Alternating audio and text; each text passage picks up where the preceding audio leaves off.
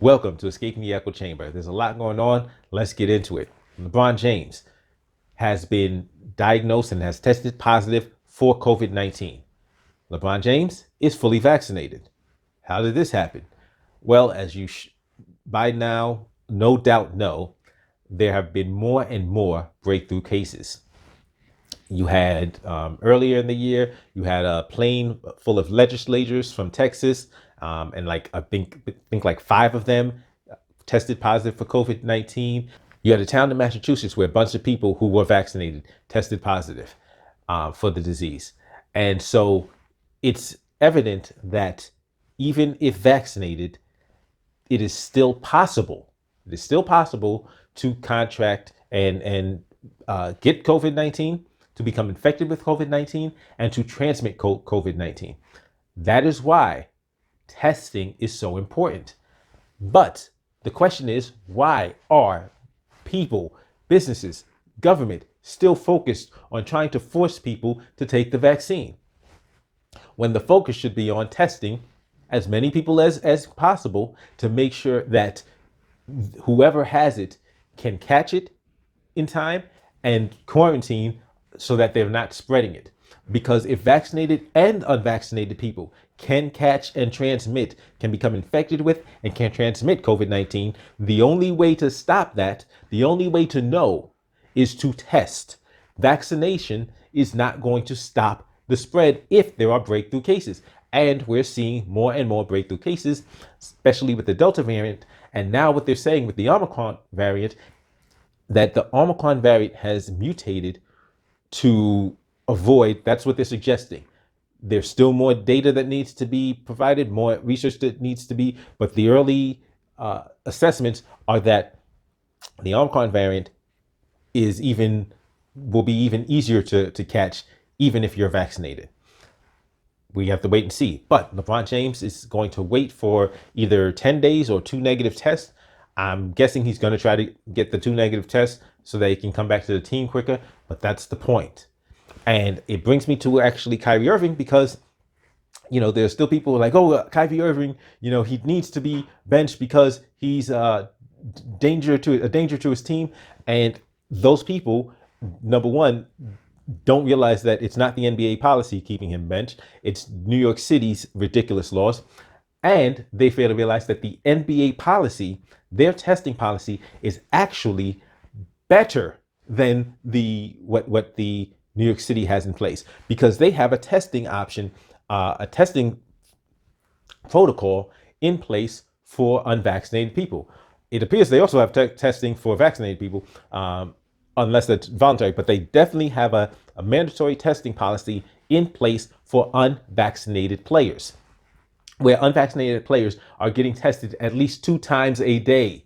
At least 2 times a day, unvaccinated players are getting tested. So even if Kyrie Irving was to come back to the Nets today, guess what? He'd be getting tested daily. He'd be getting tested twice a day under the NBA's testing protocol. And so all of the hysteria and the fear mongering about, oh, he's trying to kill his teammates, is ridiculous. Because let me spell it out for you.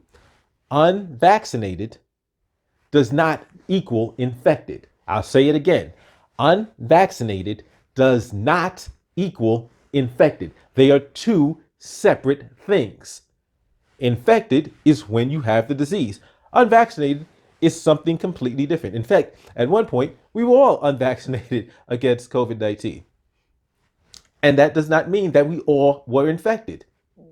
So it's important to remember the difference between unvaccinated and infected. 2 different things. The Supreme Court today heard the Mississippi abortion case. So the Mississippi has put in a more restrictive abortion law. And as I said, it was coming to the Supreme Court. It's here.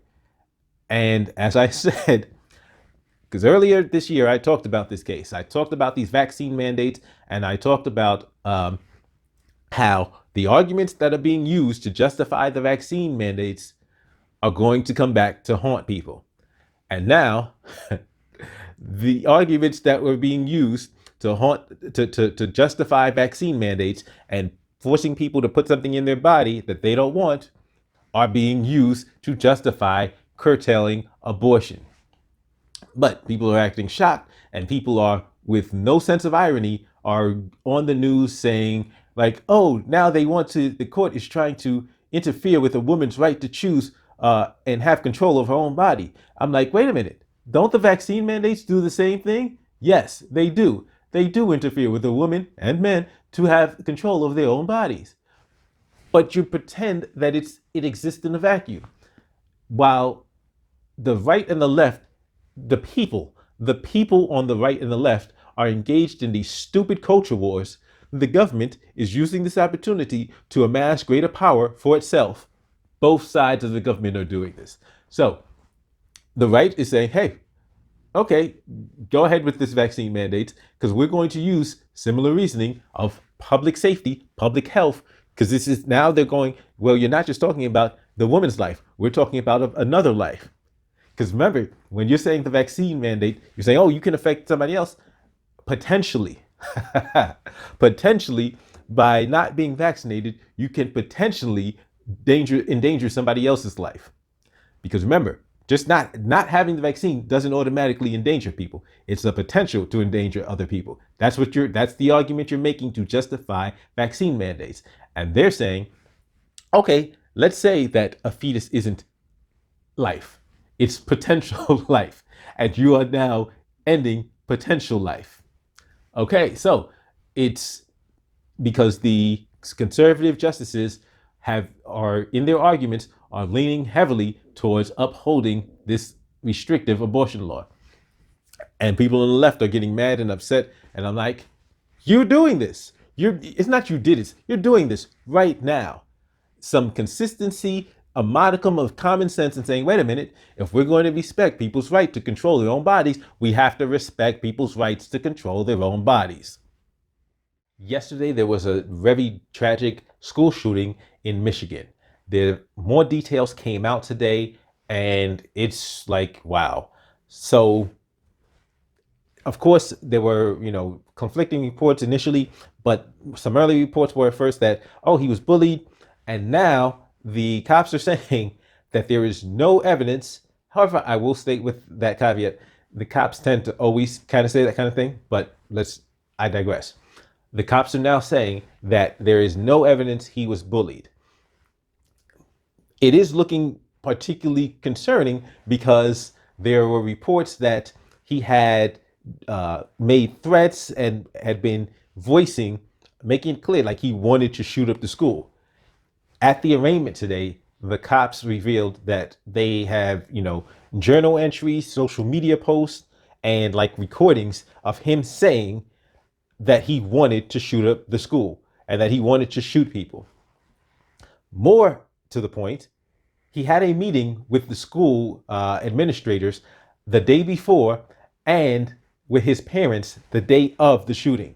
The day of the shooting, his parents had been called into the school to meet with him, with administrators. After the meeting is when the shooting took place. I'm thinking at some point, somebody's going to ask the question why the cops weren't called. If the school was aware that he was making threats and that he had this plan to do this, and he has expressed this desire to do this, why they just decided to talk to him as opposed to just calling the authorities. If that's the case, I'm pretty sure that those are going to be the next questions coming forward. We're going to have to wait and see. And of course, as always, just because the cops say it doesn't mean that that's what actually happened. But this is what's being said. And this is what the cops actually said in open court today in the arraignment, which was interesting because the cop, affirmed in front of the judge in seeking the indictment. And Stacey Abrams has announced that she is running for governor of Georgia. Now there are people in Georgia who are Republicans, and they're like, oh, she lost once, she's going to lose again. Not so quickly. Realize that for the past 4 years, Stacey Abrams has been putting in a lot of work. Stacey Abrams is the reason why there are now 2 Democratic senators in Georgia. Stacey Abrams has been on the ground building a machine. So while a lot of people are focused on foolishness, a lot of people on the right are focused on ridiculous nonsense. They're worried about Captain Crunch and some people are cereal boxes. I can't even remember it. It's just that inconsequential. They're worrying about cereal boxes and Muppets. Stacey Abrams has been on the ground putting in work. And now I'm looking at this and like, this could go differently than Republicans expect it to go. This could go very differently. As always, don't forget to give me the thumbs up, like, share, subscribe if you haven't already, and let me know what your thoughts are on these issues I talked about, and tell me, especially with the school shooting, what do you think can be done to stop school shootings? Let me know in the comment section below. I'm interested to hear your answers. I'll see you next time.